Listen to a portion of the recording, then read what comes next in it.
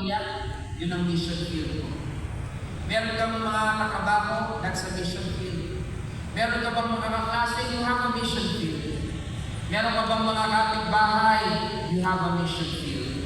Meron ka bang telepono, meron ka social media, you have a mission field. Every breath, you have a witness. So, ano sabi ng Bible? From Jerusalem, Judea, Samaria, to the ends of the earth. Yung Jerusalem, maaaring yung pamilya. Yung Judea mo, maaaring yung workplace. Yung Samaria mo, ay maaaring mga tao na napakahirap mahalin. And to the ends of the earth, maaaring ma-reach mo yan sa pamamagitan ng prayer, ng pagbibigay, ng pagbimisyon, pag-witness online, or discipling someone that God has already placed in your life. Maaaring ngayon nito God is calling you to pray for someone by name. To mag-anyaya, ayayahan mo sila sa church o sa life group. Maaaring this week God is going to use you to share your testimony to others. Magsimula ng Bible reading plan, kasama ang iyong pamilya, mag-life group with your family. Mag-encourage ka ng isang mananampalataya na bago ka lang sa mananampalataya.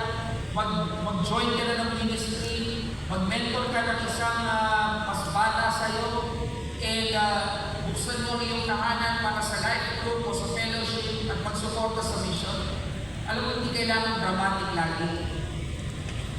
Kadalasan, may mga pagkakataon na ang obedience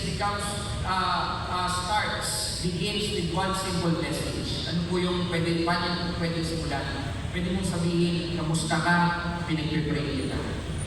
Diba? At doon na magsisimula ang inyong pong relationship na kayo po ay nag-aaral ng salita ng Diyos. Sometimes mission begins with one invitation. Sama ka sa church ngayong Sunday. Diba?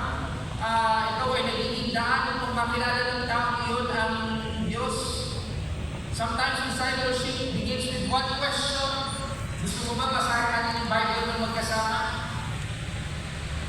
So, yung ascension, ay binibigyan tayo ng spirit-empowered mission. So, sabihin mo muli sa katabi mo, hindi ka powerless.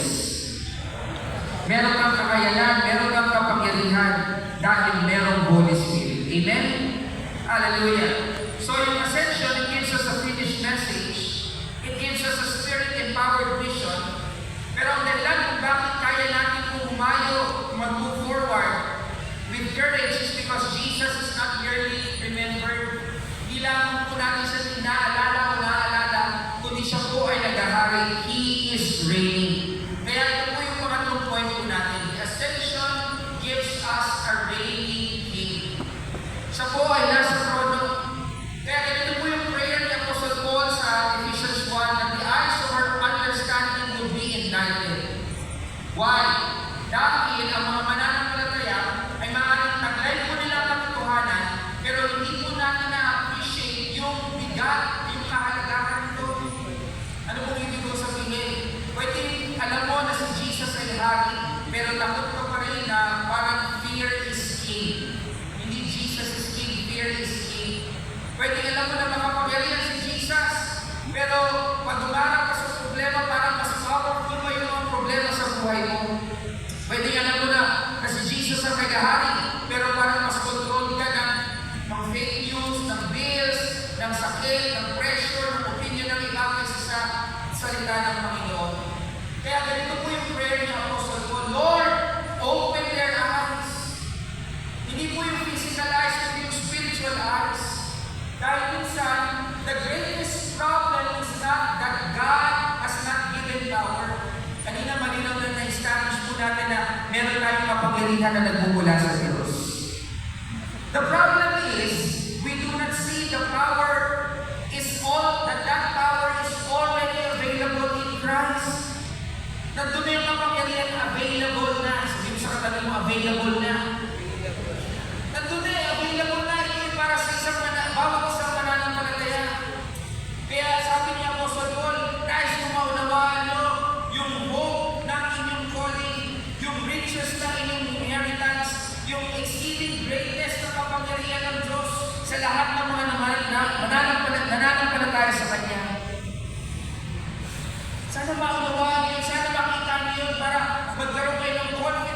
pwedeng maghari. And then Paul says na itong kapangyarihan ito ay napatunayan na ng ating Diyos nung nabuhay ulit si Kristo mula sa mga patay at sa ngayon ay nakaupo sa kanan ng Ama doon sa langit. Hallelujah. And then Paul says that Jesus is far above all principality, power, and might, and dominion, and every name that is named.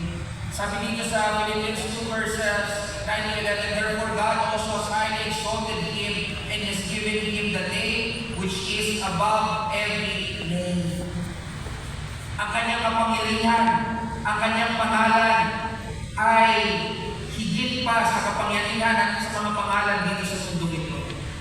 Pakisabi nga po, far above. Sabi, malayo yung agwat. Hindi po slightly above, hindi po barely above, hindi po almost above. At sabi po doon, far above. Ang pangalan ng ating Panginoong Hesus, ang kapangyarihan ng ating Panginoong Hesus ay far above all demons, far above all rulers, far above all governments, far above all sickness, above all death, over anxiety, over persecution, far above every enemy of the gospel, far above every name that is named. Sobrang far above nga, sabi dito sa Psalm 110 verse 1, the Lord said to my Lord, sit at my right hand till I make your enemies your footstool. Alam niyo po yung footstool? Yun po yung mga upuan na meron pong patungan ng paa. Nakauuna po ba kayo ng gano'n? Pag nagpapaka-pedicure po kayo gano'n, di ba? Merong footstool. Di ba? So yung mga kapangyarihan na yun, apakan lang ng Diyos ng ating Panginoon Hesus.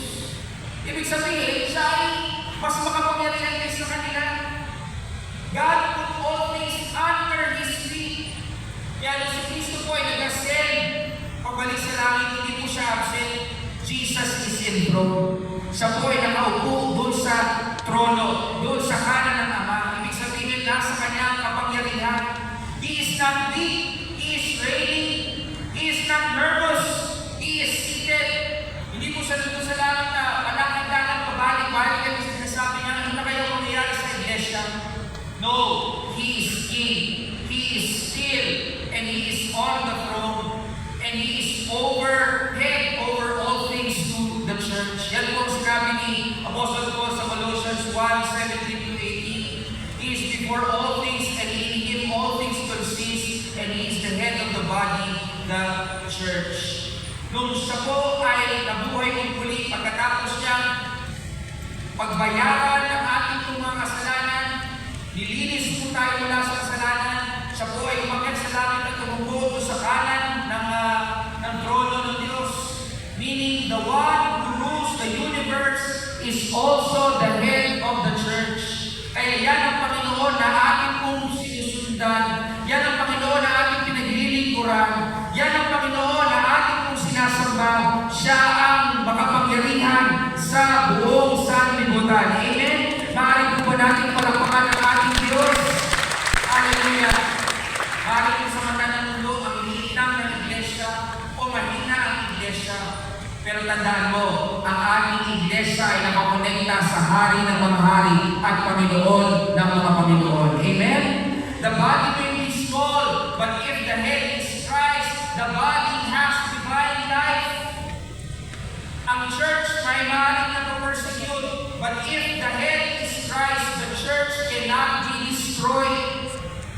A believer may feel weak, but if he belongs to Jesus, he is held by the King of Kings. Amen? Hallelujah! Kaya kung ikaw ay nakay Kristo, huwag kang matakot, huwag kang mangamba. Ano man ang mangyari sa iyong kapaligiran, hindi ka iniiwan, hindi ka mababayaan, iiniingatan ka ng ating Panginoong Jesucristo. Amen?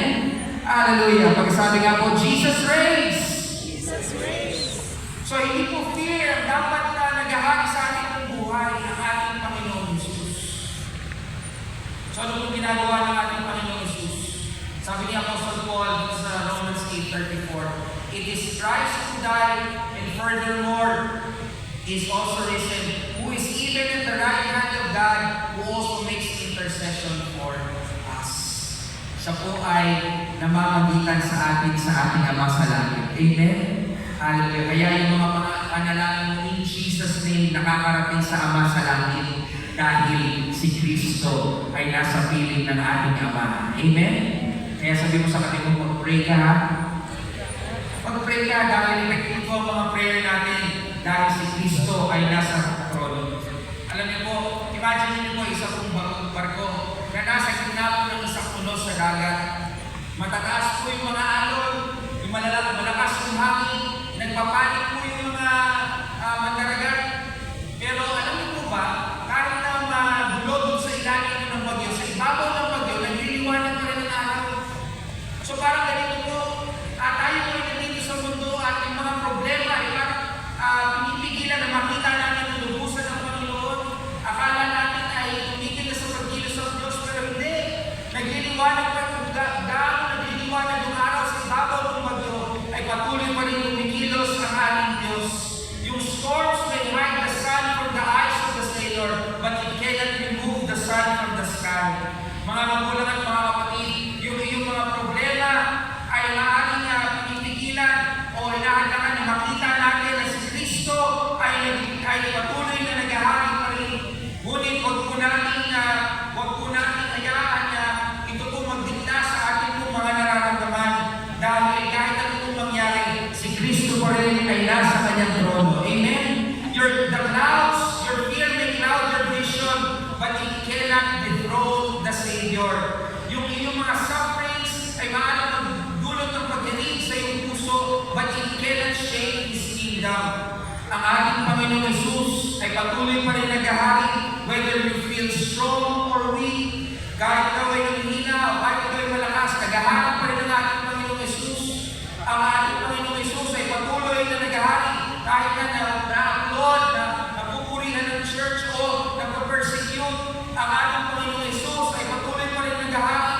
Kung kahit na mabilis o mabagal ang pagbukas ng mga pintuan ng opportunities, Jesus is reigning over the storm. Jesus is over the clouds, above the clouds, and Jesus reigns at the right hand of the Father. Amen?